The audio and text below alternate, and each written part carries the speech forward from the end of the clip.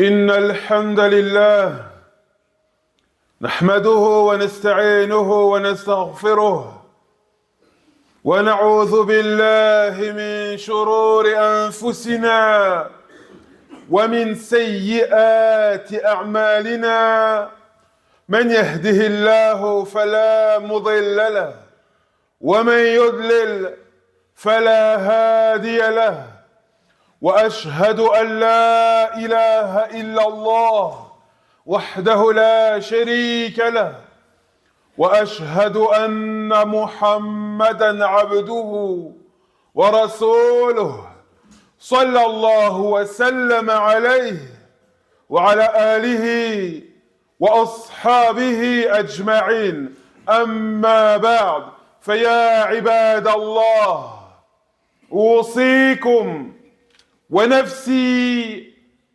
بتقوى الله عز وجل فإن تقوى الله خير زاد للآخرة. Mes très chers frères, mes très chères sœurs, Hafizakumullah, qu'Allah vous préserve, vous, vos proches, dans cette vie d'ici-bas, et qu'il vous accorde le meilleur dans l'au-delà. Parmi les choses qu'on se doit de savoir, afin de les mettre en pratique, c'est que la douceur dans nos interactions les uns envers les autres, dans nos relations les uns avec les autres, de même que la clémence, la souplesse dans nos paroles et nos actes, tout ceci se trouve au cœur du comportement du prophète Mohammed, alayhi salatu wassalam. L'essentiel de son comportement se trouve résumé en cela.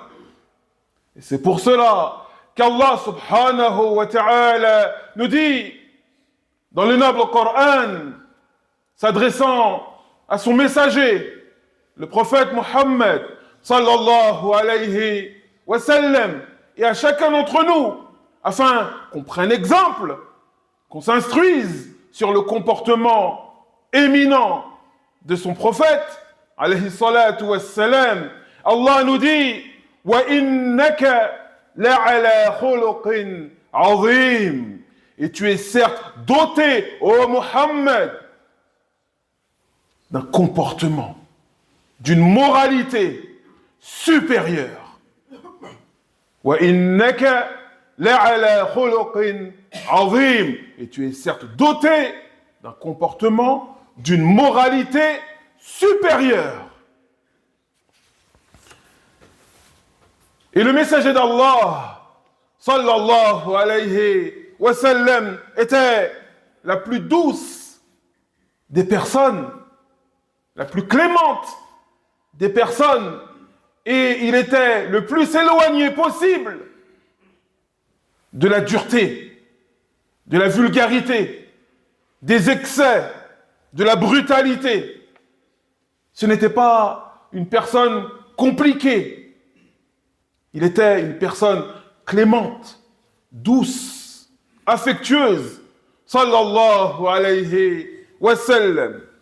Et l'être humain, lorsqu'il se pare, lorsqu'il s'habille de ce comportement prophétique, lorsqu'il chemine sur ce chemin de douceur, de clémence, de miséricorde, de gentillesse envers les autres, eh bien, il obtient de la part d'Allah, subhanahu wa ta'ala, une récompense, une rétribution immense et énorme. Et également, les choses qu'il vise, ce qu'il essaye d'obtenir ici-bas, ses objectifs, ses buts, tout ceci lui est facilité. Pourquoi ? Parce que cette personne, eh bien, elle fait preuve de douceur. Parce que cette personne, elle fait preuve de souplesse, de clémence, de miséricorde envers les autres. Et c'est pour cela que le prophète Mohammed, sallallahu alayhi wa sallam nous dit Inna Allah rafiq yuhibbu ar-rifq wa yu'ti 'ala ar-rifq ma la yu'ti 'ala al-'unf. Il nous dit, certes Allah est rafiq, il est doux par excellence. Et il aime la douceur. Et il va donner à la personne, il va accorder à la personne qui agit avec douceur ce qu'il n'accordera pas à autrui. Il va donner à la personne qui agit avec douceur ce qu'il n'accordera pas à autre que lui. Et il nous dit également, et ce qu'il n'accordera pas à quiconque. En d'autres termes, la personne qui va agir avec douceur, avec clémence, avec souplesse, avec gentillesse envers autrui, elle sera favorisée par Allah subhanahu wa ta'ala. Et il nous dit également, sallallahu alayhi wa sallam, inna ar-rifq la yakunu fi shay'in illa zana wa la yunza' min shay'in illa shana. Il nous dit dans le hadith authentique rapporté par l'imam Muslim, il nous dit la douceur, lorsqu'elle se trouve dans une chose, elle l'embellit. La douceur, lorsqu'elle se trouve dans une chose, dans un comportement, dans une parole, dans une manière d'agir, eh bien, elle l'embellit. Et lorsque la douceur est retirée d'une chose, cette chose est rendue moche. Cette chose est enlaidie. Il nous dit également, sallallahu alayhi wa sallam, إذا أراد الله بقوم خيرا أدخل عليهم الرفق. Il nous dit dans le hadith rapporté par l'imam al-Bazzar, et le hadith est authentique, il nous dit lorsqu'Allah aime un groupe de personnes, eh bien, il place dans ce groupe de personnes de la gentillesse, de la douceur, de la clémence. C'est-à-dire, lorsqu'Allah aime un groupe de personnes, un peuple, une famille, un clan, un groupe d'amis, etc. Lorsqu'Allah aime ces personnes, il va placer entre eux, les uns envers les autres, cette douceur, cette clémence, cette miséricorde. C'est pour cela que chacun d'entre nous doit regarder l'état de sa famille, de son cercle d'amis, et il regarde quelle est la nature des liens qui les lient, comment sont-ils.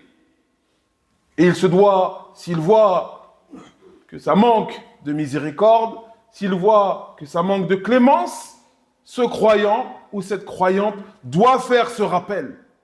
Inna Allah, lorsqu'Allah, إذا أراد الله بقوم خيرا أدخل عليهم الرفق. Lorsqu'Allah veut le bien, lorsqu'Allah aime un peuple, un groupe de personnes, une famille, etc., il place entre les membres de ce groupe de la douceur, de l'affection, de la gentillesse, de la miséricorde. Ainsi, mes très chers frères, mes très chères sœurs, on comprend à la lumière de ces récits prophétiques et du noble Coran que le fait d'agir avec douceur, avec clémence, avec gentillesse, fait partie des ordres de l'islam. L'islam nous appelle à cela.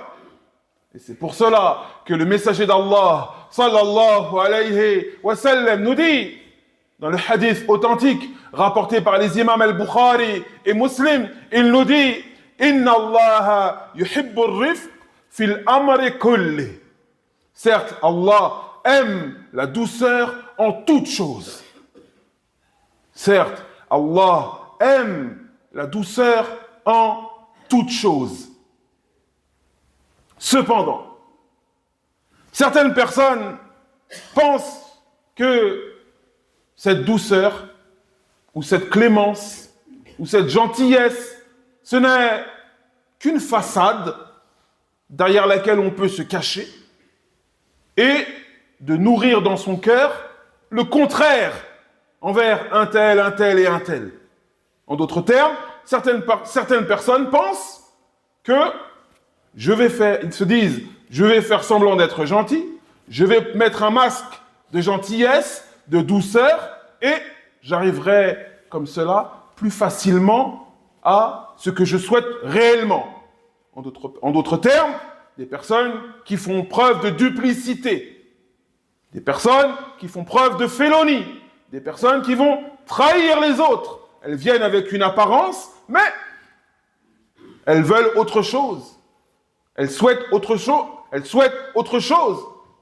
Elles font semblant de faire preuve de douceur envers les gens, mais c'est pour mieux les trahir derrière, ou pour mieux les manipuler.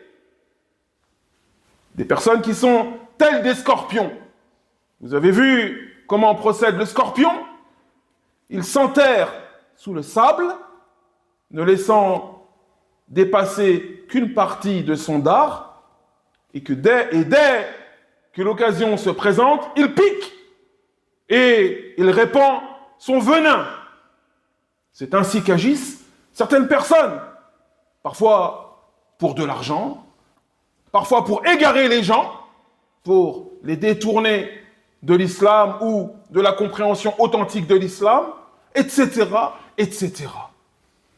Ce qu'on essaye de dire, c'est que cette douceur, cette clémence, elle se doit d'être apparente dans ta manière de parler, dans ta manière d'interagir avec les autres, mais elle se doit d'être présente dans ton cœur.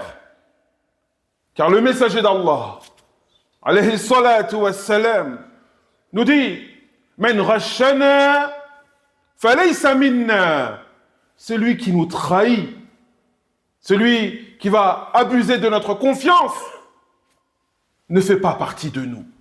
Nous n'avons rien à voir avec lui.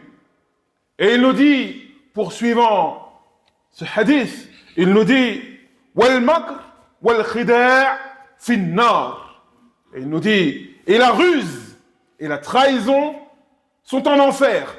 C'est-à-dire que la personne qui va ruser, la personne qui va trahir pour obtenir des informations sur un tel ou un tel parmi ses frères et sœurs, pour concrétiser une vente, pour tel ou tel souhait, pour tel ou tel projet, la personne qui va ruser, qui va mentir, s'expose au châtiment de l'enfer. Car lorsque le messager d'Allah nous dit que la ruse et la trahison, al-makr wal-khida' fin nar, la ruse et la trahison sont en enfer, ça veut dire celui qui va ruser, celui qui va trahir est en enfer. Wal-'iyadhu billah. Et ce hadith est authentique, il a été rapporté par l'imam al-Tabarani. Ainsi, mon très cher frère, ma très chère sœur, rappelle-toi que même si les gens ne connaissent pas le fond de ton cœur, Allah subhanahu wa ta'ala, lui, connaît parfaitement le contenu des poitrines.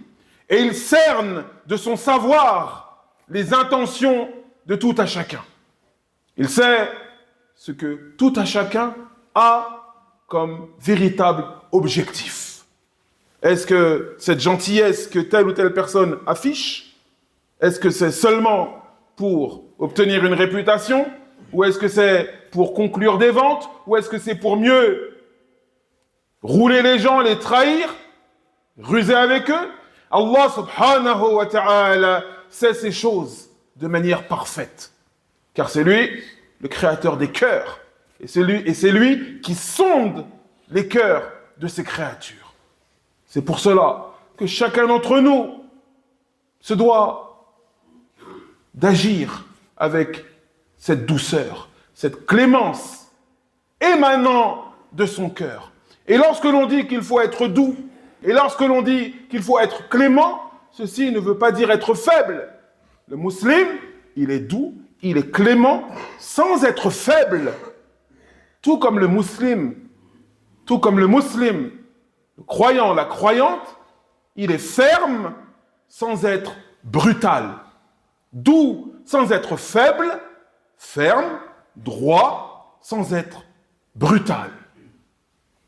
Et parmi les bases du comportement, eh bien, c'est qu'on se doit de se comporter envers les autres de la même manière qu'on aimerait qu'ils se comportent avec nous. Et ce, dans tous les chapitres de la vie. فنسأل الله تبارك وتعالى بأسمائه الحسنى وصفاته العلى نسأله الهداية والتوفيق لنا ولكم ولجميع المسلمين هذا وصل اللهم على نبينا محمد وعلى آله وصحبه أجمعين والحمد لله رب العالمين